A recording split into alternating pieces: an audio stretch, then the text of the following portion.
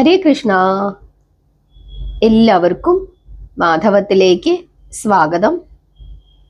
പ്രദോഷമാണ് 2026 ജാനുവരി മാസം 1-ാം തീയതി വ്യാഴാഴ്ച. ശിവഭക്തരെ സംബന്ധിച്ചിടത്തോളം അവർക്ക് ഏറ്റവും പ്രാധാന്യമുള്ള ഒരു ദിവസമാണ് പ്രദോഷം.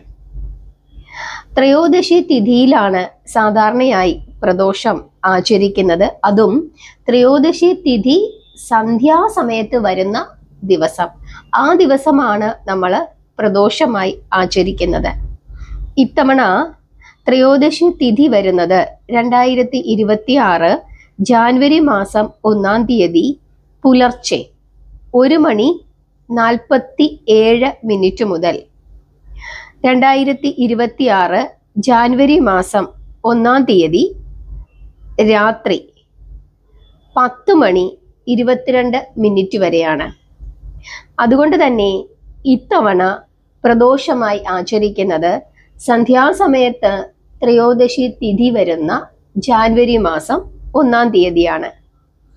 പ്രദോഷ പൂജാ മുഹൂർത്തം എന്ന് പറയുന്നത് വൈകുന്നേരം 5:35 മുതൽ 8:19 വരെയാണ്.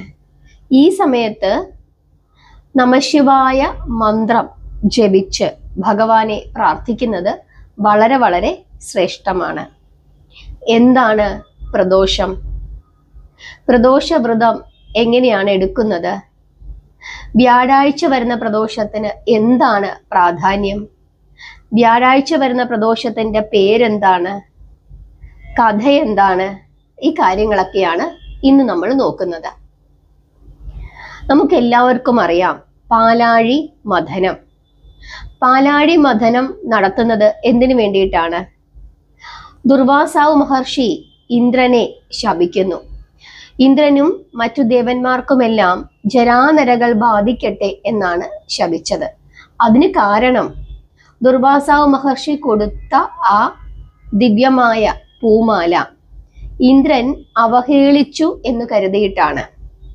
തലമുടിയിൽ ചൂടാനായി ആ മാല ഐരാവതത്തിന്റെ കൊമ്പിലേക്ക് ചാർത്തിയപ്പോൾ ആ പൂമാലയുടെ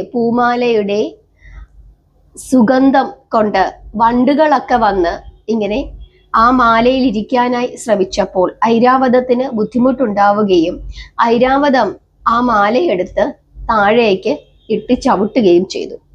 ഇത് കണ്ടോണ്ട് ദുർവാസാവ് മഹർഷി വരികയും തനിക്ക് താൻ നൽകിയ മാല അത് ഇന്ദ്രൻ അവഹേളിച്ചു എന്ന ചിന്തയുണ്ടാവുകയും അങ്ങനെ ദുർവാസാവ് മഹർഷി ഇന്ദ്രനെയും മറ്റു ദേവകളെയും ശപിക്കുന്നു. അതായത് സൗന്ദര്യമുള്ളവരാണ് എന്ന് ഒരു അഹങ്കാരം നിങ്ങൾക്കുണ്ട്, അതുകൊണ്ട് തന്നെ അതെല്ലാം നശിക്കട്ടെ, നിങ്ങൾക്ക് ജരാനരകൾ ബാധിക്കട്ടെ എന്നാണ് ദുർവാസാവ് മഹർഷി ശപിച്ചത്.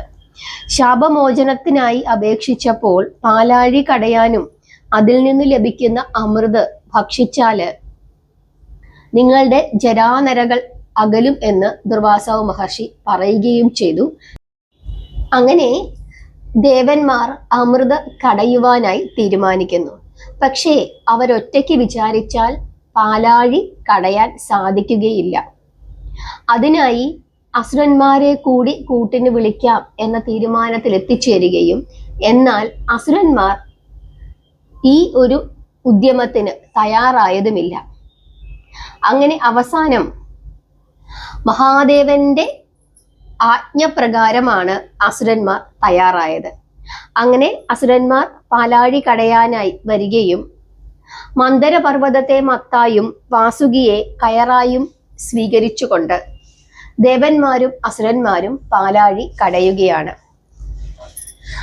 അസുരന്മാര് വാസുകിയുടെ തലഭാഗത്താണ് പിടിക്കുന്നത്, ദേവന്മാർ വാലുഭാഗത്തും. അമൃത് കൈക്കലാക്കണം എന്ന ചിന്തയോടുകൂടിയാണ് അസുരന്മാര് പാലാഴി കടയുന്നത്.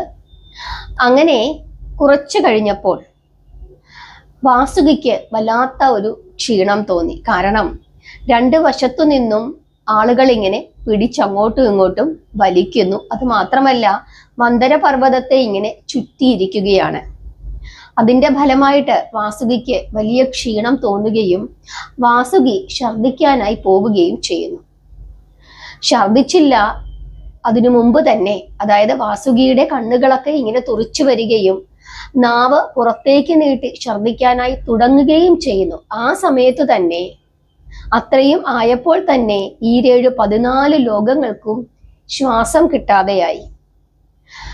വാസുകി ഛർദിക്കുന്നത് കൊടിയ വിഷമാണ്, കാളകൂട വിഷം.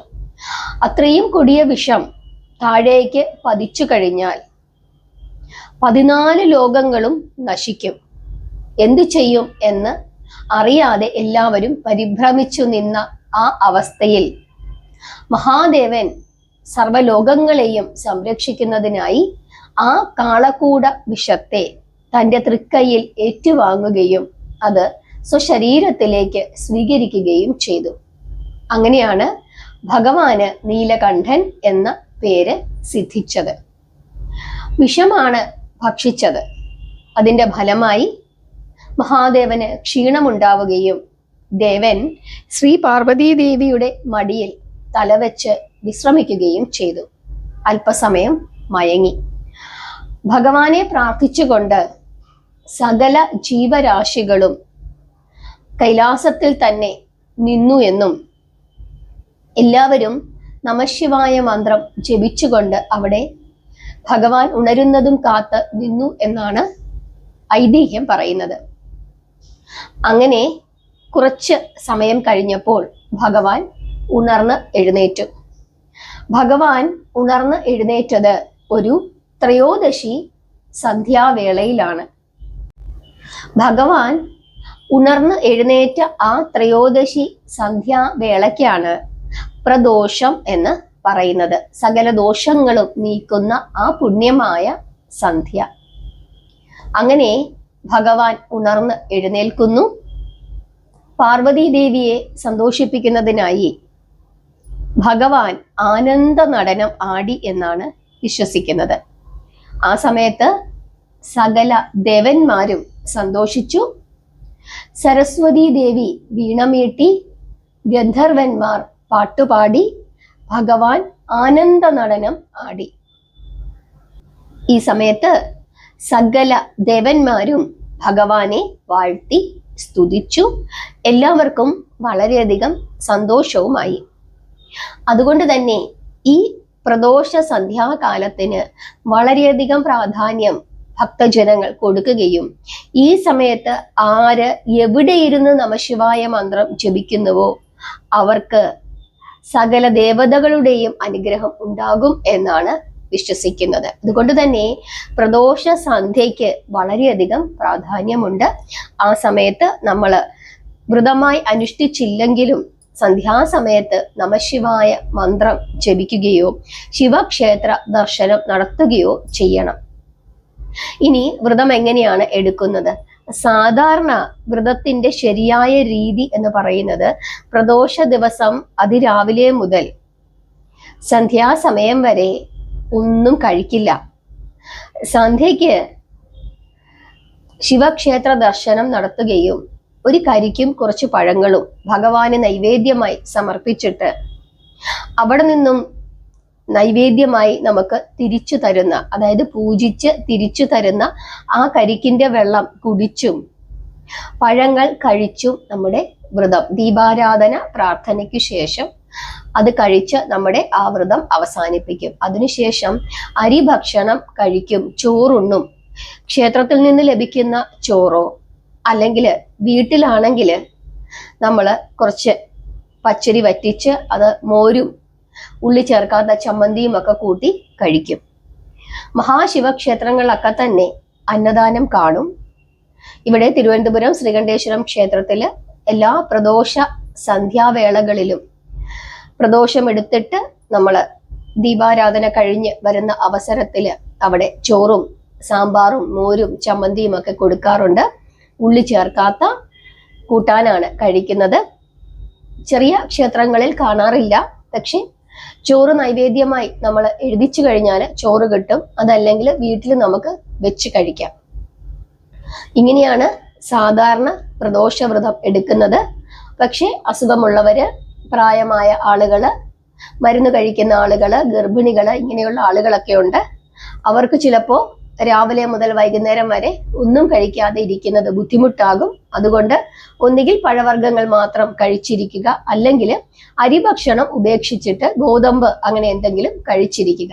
നമ്മൾ നിശ്ചയിക്കുക എങ്ങനെ വേണം എന്നുള്ളത്. നമ്മൾ നിശ്ചയിച്ചിട്ട്, അല്ല കിഴങ്ങ് വർഗ്ഗങ്ങൾ അങ്ങനെ എന്തെങ്കിലും കഴിക്കുന്നത്, അരി ഭക്ഷണം അങ്ങ് ഉപേക്ഷിച്ചു, രാവിലെ മുതൽ വൈകുന്നേരം വരെ, സന്ധ്യയ്ക്ക് ശേഷം കഴിക്കാം, അങ്ങനെ തീരുമാനിച്ചിട്ട് നമുക്ക് എങ്ങനെയാണോ പറ്റുന്നത് അതനുസരിച്ചിട്ട് ചെയ്യുക.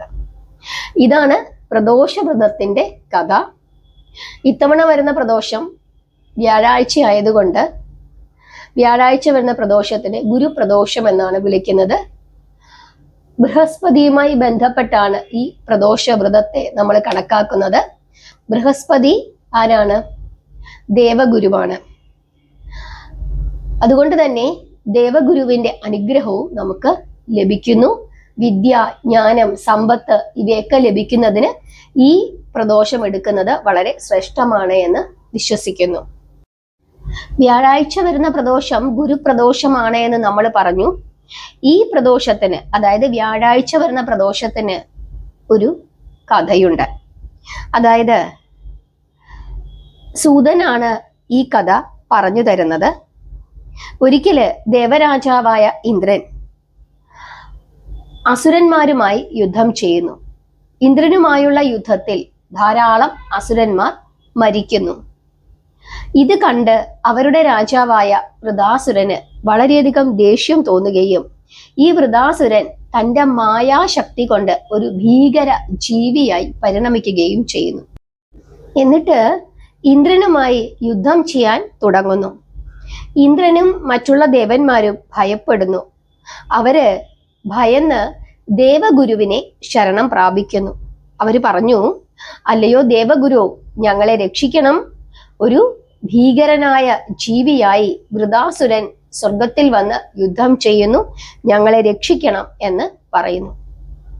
അത് കേട്ടപ്പോൾ ദേവഗുരുവായ ബൃഹസ്പതി ഈ വൃതാസുരന്റെ പൂർവകാല കഥ ദേവേന്ദ്രന് പറഞ്ഞു കൊടുക്കുന്നു. അതായത് ഈ വൃതാസുരൻ കഴിഞ്ഞ ജന്മത്തില് ചിത്രരഥൻ എന്ന ഒരു രാജാവായിരുന്നു. ഈ രാജാവ് വലിയ തപസ്വിയും ഭക്തനുമൊക്കെയായിരുന്നു. ഇദ്ദേഹം ഗന്ധമാദന പർവ്വതത്തിൽ പോയിരുന്ന് തപസ് ചെയ്യുമായിരുന്നു. അതുമാത്രമല്ല, ഇങ്ങനെ അലഞ്ഞു തിരിഞ്ഞൊക്കെ നടക്കുമായിരുന്നു. അങ്ങനെ ഒരിക്കൽ ഇങ്ങനെ അലഞ്ഞു തിരിഞ്ഞ് നടക്കുന്നതിന്റെ ഇടയില് ഇദ്ദേഹം കൈലാസത്തിൽ എത്തിച്ചേർന്നു. അവിടെ ചെന്നപ്പോൾ അദ്ദേഹം കാണുന്ന കാഴ്ച, മഹേശ്വരൻ ഉമയോടൊത്ത് ഇരുന്നു കൊണ്ട് അദ്ദേഹത്തെ കാണാൻ വന്നിരുന്ന ചില ആളുകൾക്കൊക്കെ ഉപദേശങ്ങൾ നൽകുന്നതാണ് കണ്ടത്. ഇത് കണ്ടപ്പോൾ ഈ ചിത്രരഥൻ എന്ന ഈ രാജാവിന് എന്തോ ഒരു ദേഷ്യം തോന്നുകയും അദ്ദേഹം പറയുകയാണ്, ഞങ്ങൾ സാധാരണ മനുഷ്യർക്ക് മായാദേവിയുടെ അനുഗ്രഹത്തിന്റെ ഫലമായിട്ട് സ്ത്രീകളോട് താല്പര്യം തോന്നാം. മായ ഞങ്ങളെ ബാധിക്കാം. പക്ഷേ ഞാൻ ഒരു ദേവന്മാരെയും ഇങ്ങനെ സ്ത്രീകളുടെ കൂടെ ഇരുന്ന് ഇത്തരത്തിൽ എപ്പോഴും സ്ത്രീകളുടെ കൂടെ ഇരുന്ന് ഇങ്ങനെ വർത്തമാനം പറഞ്ഞുകൊണ്ടിരിക്കുന്ന ഒരു ദേവനെയും ഞാൻ കണ്ടിട്ടില്ല. അങ്ങ് ദേവനാണോ? അങ്ങേക്ക് എങ്ങനെയാണ് ഇങ്ങനെ ഉള്ള മായ പിടിപെട്ടത് എന്ന നിലയിൽ സംസാരിക്കുന്നു. അത് കേട്ടതും മഹേശ്വരന് അല്പം ദേഷ്യം വന്നെങ്കിലും കൂടുതൽ ദേഷ്യം വന്നത് പാർവതി ദേവിക്കാണ്. തന്റെ ഭർത്താവിനെ അപമാനിച്ചു എന്ന് പാർവതി ദേവിക്ക് തോന്നുകയും ഈ ചിത്രരഥൻ എന്ന അസുരനെ ദേവി ശപിക്കുകയും ചെയ്യുന്നു. ഭൂമിയിൽ പോയി ഒരു അസുരനായി തീരട്ടെ എന്നാണ് ശപിച്ചത്.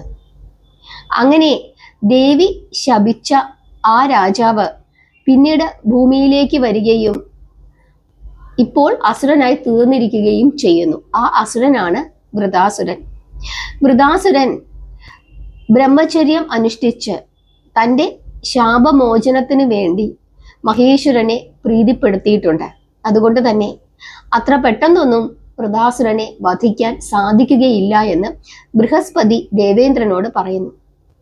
ഞങ്ങൾക്ക് എന്തു ചെയ്യാൻ സാധിക്കും? എങ്ങനെയെങ്കിലും ഈ അസുരനിൽ നിന്നും ഞങ്ങൾക്ക് രക്ഷപ്പെടണം. എന്താണ് മാർഗമെന്ന് ദേവേന്ദ്രൻ ചോദിച്ചപ്പോൾ, വ്യാഴാഴ്ച വരുന്ന പ്രദോഷം അനുഷ്ഠിച്ചാൽ ഈ അസുരനിൽ നിന്നും രക്ഷപ്പെടാൻ സാധിക്കുമെന്ന് പറയുന്നു. അങ്ങനെ ഇന്ദ്രനും മറ്റു ദേവന്മാരുമെല്ലാം വ്യാഴാഴ്ച വന്ന ആ ഗുരുപ്രദോഷം അനുഷ്ഠിക്കുകയും പിന്നീട് ഇന്ദ്രന് വൃതാസുരനെ വധിക്കാൻ സാധിച്ചു എന്നാണ് ഈ പ്രദോഷവ്രതത്തിന്റെ കഥ.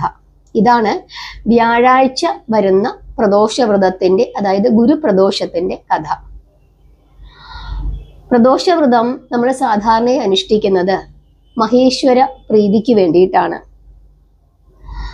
ശനിദോഷങ്ങൾ അകലുവാനും അതുപോലെ തന്നെ കാളസർപ്പദോഷം പോലെയുള്ള ദോഷങ്ങൾ അത് അകലുവാനും ഒക്കെ തന്നെ നമ്മൾ പ്രദോഷമെടുത്ത് പ്രാർത്ഥിക്കാറുണ്ട്. ഏതെങ്കിലും ഒരു കാര്യം മുൻനിർത്തി ഒരു ആഗ്രഹ പൂർത്തീകരണത്തിന് വേണ്ടിയും പ്രദോഷം എടുക്കാറുണ്ട്. ഒരു മാസം 2 പ്രദോഷം വരുന്നുണ്ട്. ചില ആളുകള് വെളുത്ത പക്ഷത്തിലെ പ്രദോഷവും ചില ആളുകള് കറുത്ത പക്ഷത്തിലെ പ്രദോഷവും എടുക്കും. പക്ഷേ പീരീഡ്സ് ഒക്കെ വരുന്ന സ്ത്രീകൾക്ക് കൃത്യമായി ഒരു പ്രദോഷം തന്നെ എടുക്കാനായി, അതായത് ക്ഷേത്രത്തിൽ പോയി എടുക്കാനായിട്ട് സാധിക്കുകയില്ല. കാരണം ചില മാസങ്ങൾ അവർക്ക് പീരീഡ്സ് വരും. അതുകൊണ്ട് തന്നെ ഒന്നുകിൽ നിങ്ങൾ 2 പ്രദോഷവും എടുക്കുക, അല്ലെങ്കിൽ ഇന്ന പ്രദോഷം എടുക്കാമെന്ന് ക്ഷേത്രത്തിൽ പോയി എടുക്കാമെന്ന് നിശ്ചയിക്കാതെ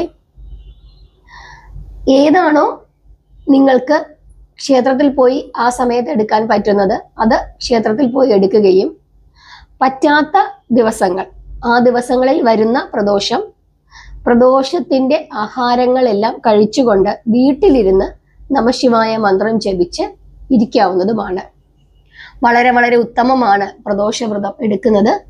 മഹേശ്വര പ്രീതി വരുത്തുന്നതിനായിട്ട് ഏറ്റവും ഉത്തമമായ ഒരു വ്രതമാണ് പ്രദോഷവ്രതം. വ്രതം എടുക്കാൻ സാധിക്കാത്ത എല്ലാവരും സന്ധ്യാസമയത്ത് നമഃശിവായ മന്ത്രം ജപിച്ച് മഹേശ്വരനെ പ്രാർത്ഥിക്കുക. അപ്പൊ ഇത്രയും കാര്യങ്ങളാണ് പ്രദോഷത്തെ പറ്റി നമ്മൾ പൊതുവായി മനസ്സിലാക്കാനായിട്ടുള്ളത്. പ്രദോഷ ദിവസം മഹേശ്വരന് ധാര ചെയ്യുന്നത് വളരെ വളരെ ഉത്തമമാണ്. മഹേശ്വരനെ അന്ന് പ്രാർത്ഥിക്കേണ്ടുന്ന ഭഗവാന്റെ രൂപം എന്ന് പറയുന്നത് നടരാജ രൂപമാണ്. നടരാജ രൂപം മനസ്സിൽ കണ്ടുകൊണ്ട് വേണം നമഃശിവായ മന്ത്രം ജപിച്ച് പ്രാർത്ഥിക്കേണ്ടത്. സന്ധ്യാകാലത്തിനാണ് കൂടുതൽ പ്രാധാന്യം കൊടുത്ത് പ്രാർത്ഥിക്കേണ്ടത്. ആ സമയത്ത് എവിടെ ഇരുന്ന് ആര് നമഃശിവായ മന്ത്രം ജപിക്കുന്നുവോ അവർക്ക് സകല ദേവന്മാരുടെയും അനുഗ്രഹം ലഭിക്കുമെന്നാണ് വിശ്വാസം. എല്ലാവർക്കും മനസ്സിലായി എന്ന് വിശ്വസിക്കുന്നു. നാമം ജപിക്കുക, പ്രാർത്ഥിക്കുക. ഹരേ കൃഷ്ണ.